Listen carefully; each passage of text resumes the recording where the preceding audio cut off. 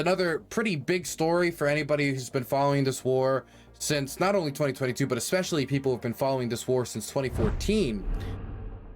Somebody who's been involved in the war since 2014, somebody who's actively involved in the training of Rusich soldiers. Rusich is a subgroup under the label of Wagner PMC, which was led by the late Yevgeny Prigozhin. I've been waiting so long to say that, which is a shell of its former self, with much of his leadership killed in a plane crash that US intelligence and many analysts say was probably a Putin assassination. But Rusich has been involved in this war since 2014. It was founded by a bunch of Russian neo-Nazis, and when I say founded by a bunch of Russian neo-Nazis, I mean that the leader of the organization and many of its members, but especially the leader, openly says, "I am not a nationalist." He said this in an interview a few years ago. "I'm not a nationalist. I am a Nazi. I don't want to pussyfoot around the words. I am a Nazi." They openly use Nazi imagery. They claim a neo-Nazi ideology. They bring a lot of the international far right to come in and fight with them. And I have often talked about Rusich, not just because it's an organization full of war criminals and has committed war crimes as far back as 2015, and has also released footage online in April of last year of them supposedly beheading soldiers. So they're not only engaged in war crimes, but they kind of bathe in that war crime culture, with many of their members like posing next to dead bodies and defiling the dead. But the other reason I talk about them quite often is because I think that they're a great example of how the Russians are full of shit. And when I say the Russians are full of shit, what I mean specifically is about their claim of denazification. It is hard for me to take anyone seriously about them caring about denazification if they are recruiting and using Nazis to engage in said denazification. It would be hard for me to imagine a battalion of Nazi soldiers in Berlin in 1946 patrolling the streets of, and I don't mean like former soldiers that have been refitted and are now, no, I mean openly Nazi. They are wearing Nazis insignias. They claim a Nazi ideology. If you ask them why they're fighting, they're going to claim Nazi beliefs. Having them denazify the country isn't going to work. You cannot get ISIS to run de-radicalization facilities for Muslim youth in the Middle East. You are not going to get a pimp to run an anti-sex trafficking organization. It just doesn't work on its face. So I think it is good to use this group as an example of Russia's hypocrisy on how this war has really nothing to do with Nazism or neo-Nazism, and it has everything to do with Russian nationalist beliefs, Russian imperialism, and wanting control of resources, and just Russian domination over Ukraine. At least that's my personal view. You can have your own beliefs about the war, but what I will advise you is that when it comes to Nazism, it's complete bullshit. Anyway, the organization has been involved in a lot of war crimes, has been involved in the war since 2014, and so one of its high-profile fighters, specifically one that has been training soldiers for quite a while now, who's in charge of training the soldiers who fight in Rusich and is the co-leader of the organization, he was arrested in Finland. Now, there's a lot of speculation what he was doing in Finland. A lot of people don't really know, including me or including anyone in public. Probably only his close friends know. There is some guessing that maybe he wanted to see his significant other in the country, but as of right now, nobody really knows why he was in Finland, but he was in Finland. And so the Finnish authorities took the opportunity to detain them, and the Ukrainian authorities are now trying to extradite him.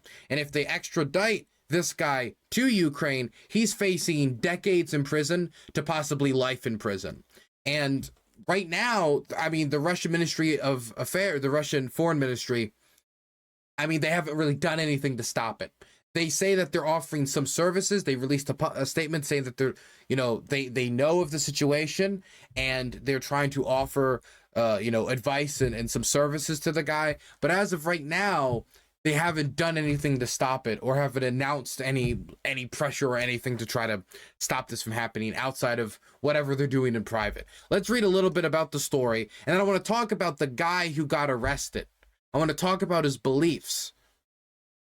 Social media channels linked to Russia's Wagner group said on Friday a top fighter and one of the group's subunits had been detained in Finland at Ukraine's request. Rusich, a far-right subunit affiliated to Wagner, identified himself as Jan Petrovsky, a founding member and leader of the unit who had been under European Union and United States sanctions since last year.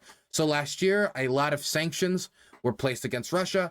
One of the earliest sanctions that were placed against the Russians, and this is usually the easiest sanctions to place against any country engaged in the type of behavior that Russia is engaged in right now, is against individuals, because the argument is easy. Most of the arguments against sanctions is, oh, we don't want to hurt civilians, or, we don't want to hurt our own economies. But when you're sanctioning individuals who are involved in atrocities or individuals that are involved in perpetuating the war, the idea is that you can kind of isolate the economic damage to just them. Now in Russia, of course, that isn't the only point of sanctions, but that was the point of sanctioning this guy, or that at least the argument is usually the argument against sanctioning individuals like him. So yeah, he has been sanctioned since last year.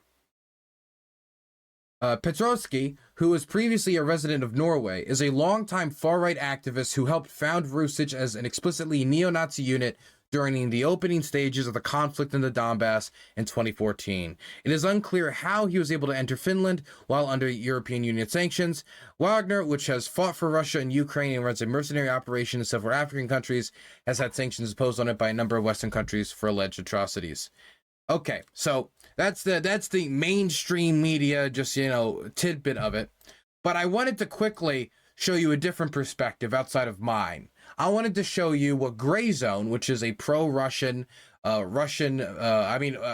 very openly Wagner-affiliated Telegram channel that has released a post talking about it. And I wanted to look at their perspective about it, because if there's anything that I would personally like to enjoy during this stream, it is the molding of those who sympathize for Nazis, especially Nazis who've been involved in atrocities. Let's read. Russian citizen Jan Igorovich Petrovsky, call sign Slavin, was detained in Finland more than a month ago, July 20th. And at the same time, my good friend Alexei Milkonov, he's the other co-leader of the organization. He's the one who said, "I am not a nationalist, I am a Nazi" in that interview. The commander of Rusich wrote to me about this, that the fighter detained was Slavin. Even despite the fact that earlier Jan Petrovsky had, now deprived of, a residence permit in Norway since pre-war times, he has been fighting as a volunteer in the Donbass since 2014. Then he fought for Russia and other parts of the world, and now he returned to the war in Ukraine. At the time of his arrest, he was placed in the migrant detention center in Finland. The reason for his detention is called something like violation of the migration legislation of the Schengen area. You can Google the Schengen area, but it's an area where you can travel in between. It's an economic area between EU states. You can look it up yourself. It's kind of, let's stay to topic. I don't want to get rambling. I can ramble. It's stuff like that that'll get me off topic and make me ramble. After the arrest, his wife, who was traveling with him to resolve issues with studies and subsequent return to Russia, this indicates that the departure to Finland was not for the purpose of recreation or immigration, immediately notified the Russian consulate about this, just as the Finnish side did. But the Russian Foreign Ministry did not react to this either in a public or behind-the-scenes format. Not at all. That last part is important. The Russian Foreign Ministry did not react to this either in public or behind-the-scenes format. Not at all. This is why the Russian Foreign Ministry is saying that they're offering consultation to the person who's currently detained, to the neo-Nazi that's been detained. Now, maybe that means they aren't actually doing anything about it, and they don't want to cause too much of a hubbub about this. Maybe they really just don't care that much. Either way, GrayZone is claiming differently to what the Russians are claiming, which is they're doing nothing. Today's public reaction to the situation from the Russian Foreign Ministry is connected only with the fact that Petrovsky was transferred to prison, where, according to the latest news, he will not be expected to be deported to Russia after paying a fine, but to be extradited with Ukraine, which Ukraine has already requested. Let me remind you that the Russian volunteer unit DSHRG, that's Rusich, as well as its command in the face of Serb and Slavian, Serb is the other co-leader, is under US and EU sanction. And in Ukraine, they are waiting for the extradition, just as the Russians were waiting for the trial as the command of Azov, at the command of Azov. Though we've now seen the fate of Azov, now let's see how the state will stand up for Russian volunteers. I don't know why he went to friendly Finland. I don't know the answer. Maybe he was worried about his wife, who was alone when it comes to the trip. But even Jan's reckless act is not a reason to leave Russia in trouble. Okay, I just want to quickly say, and I'm reading this mostly so, you know, we get not only get the perspective on it, but I do think there's a lot of information here that isn't included in the Reuters article. But even if I was a Russian nationalist, which I am very much not, I have zero sympathy for this guy. I hope he gets extradited to Ukraine. But if I was a Russian nationalist, it'd be very hard to get me to care about this guy. He went to Finland. What did he expect to happen? This is just like the coach. This kind of reminds me of the Coach Red Pill situation. It isn't just like the Coach Red Pill situation, but it reminds me of it. Coach Red Pill was tweeting out that he was fleeing the country while on bail and recording YouTube videos, live streams of him trying to flee the country before he headed to the border, which was full of armed guards. As somebody who's crossed the border into Ukraine, I can tell you that.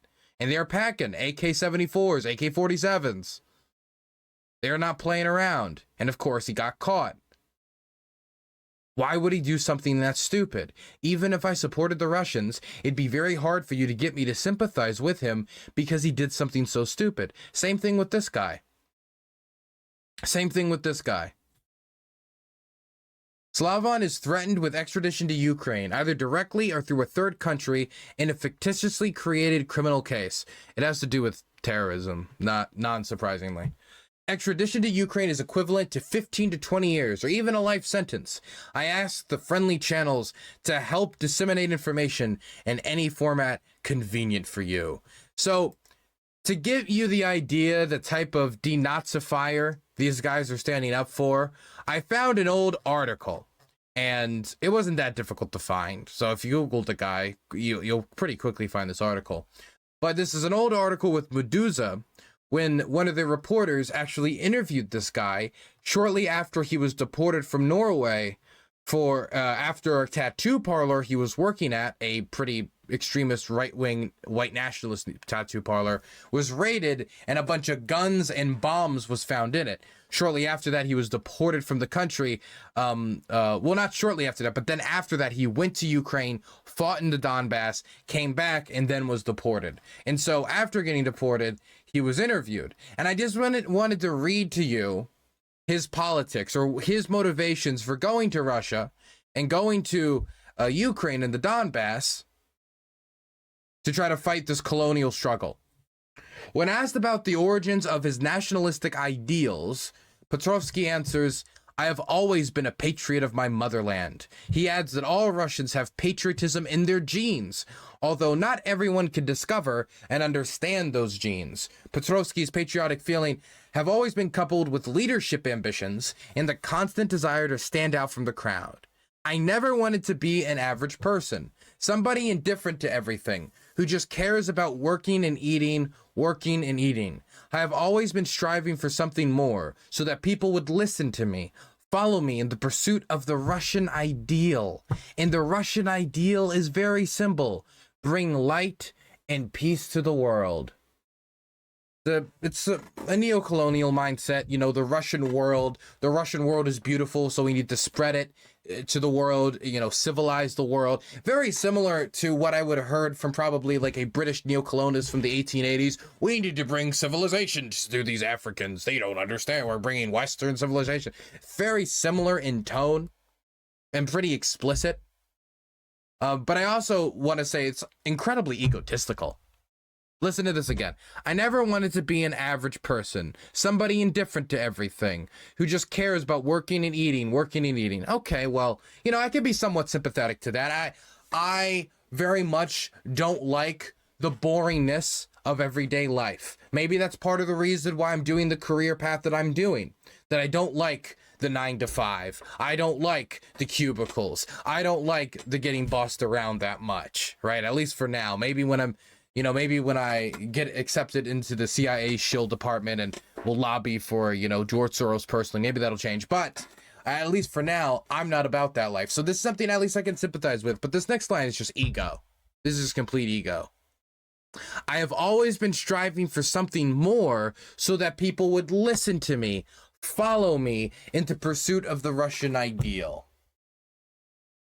Main character syndrome. It's main character syndrome, which isn't that uncommon with many extremist organizations and terrorist organizations. There are a lot of egotistical people in those organizations. In fact, terrorists are extremely egotistical. I mean, they're purists. A lot of ideological purists are going to be egotistical maniacs. Anyway, I am very, very, very happy to see this guy get arrested. But I have one last update about the story that I got an hour before we went live today that just puts the cherry on top. It's just a beautiful ending. Listen to this. This is from Rusich, their Telegram channel.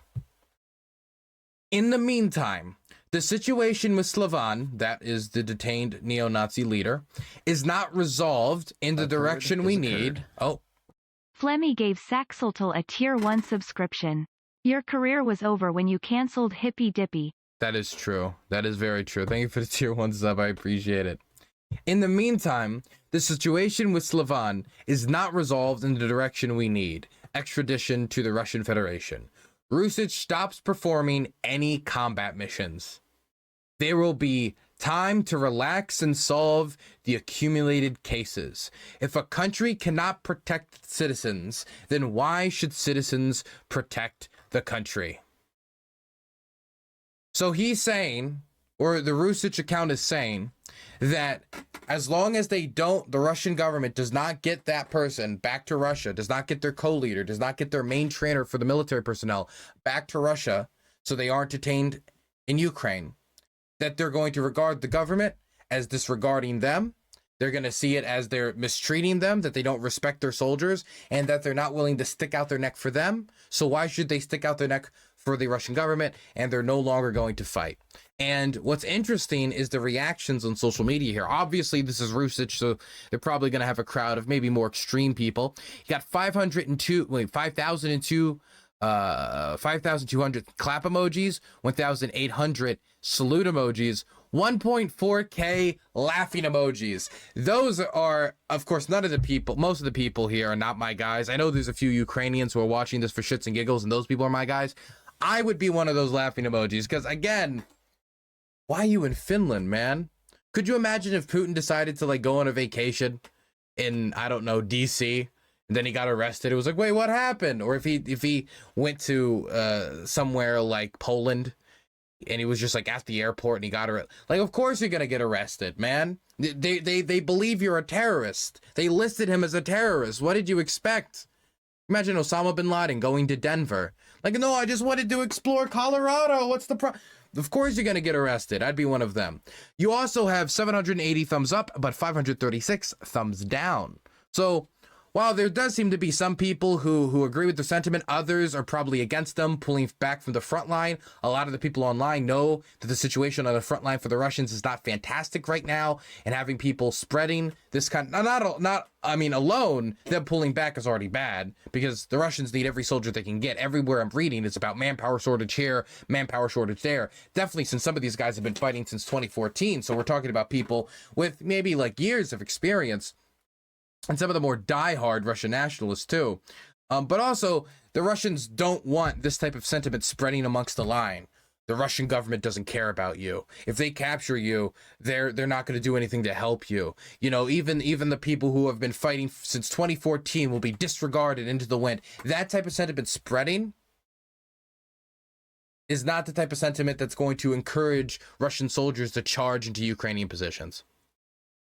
And so I wouldn't be too surprised if there was some reaction from the Russian Ministry of Defense to something like this. Definitely after Prigozhin getting killed, and these guys are a subgroup of Wagner.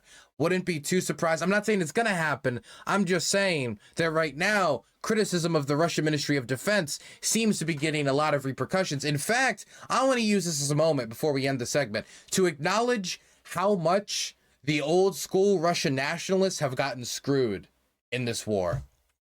Let's just go through a few of them.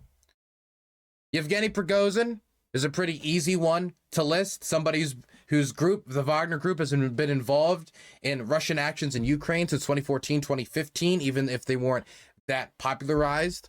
For 8 years, they've been involved in undocumented, at least not publicly documented, according to the Russian government. They were denying their actions in there, or at least using them to separate the Russian government's actions into Donbass. They're in there for 8 years, and then they participated in the Ukraine meat grinder for a year and a half. I mean, we're talking about 9 years of service. He's dead, most likely assassinated by the Russian government, if most experts are to be believed, and I think most of the evidence points that way.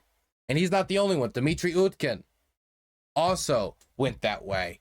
He's dead as well. And much of Wagner's leaderships, like the people who are even the people on the economic side of Wagner, the ones who were managing the shell companies, they're dead. 8 dead in that plane crash. Igor Girkin, Strelkov, somebody who has claimed multiple times to have started this whole war in 2014 in the first place, to have held Crimean legislators at gunpoint and made them abolish the Crimean parliament. Somebody who was involved in the shooting down of the Malayan flight, the Malayan airplane, killing a ton of civilians. He's a war criminal, but he's been a loyal soldier for the Russian government in the Donbass for years. He was even the former defense minister for the Donetsk People's Republic, the Russian proxy set up in Ukraine. He's been arrested for criticizing the Russian Ministry of Defense. Rusich co-leader, arrested in Finland. Been fighting in Ukraine since 2014. Seems like a lot of bad roles, man. A lot of bad, like, I've been playing a lot of Baldur's Gate recently. They're rolling a lot of ones, okay? Just one after the other. The old 2014 guys. It seems they're all getting pushed out or they're getting killed. And the reasons they're either getting killed is because of the terrible management of the state, of the Russian government, because they're throwing their guys in to get slaughtered, their own incompetence, or it's because they are openly addressing publicly the problems with the Russian government, and that's only going to end with two things: either you're getting arrested or you falling off of a very tall building. So Rusich seems to be pulling back, at least for now, after 8 to 9 years of fighting and struggling in the Donbass. It isn't the first time they've pulled back from the Donbass, though. I know they did it for a short time in 2015 for political reasons. So don't think that this is necessarily permanent, but they are at least disengaging for now. Seems that the morale is not high.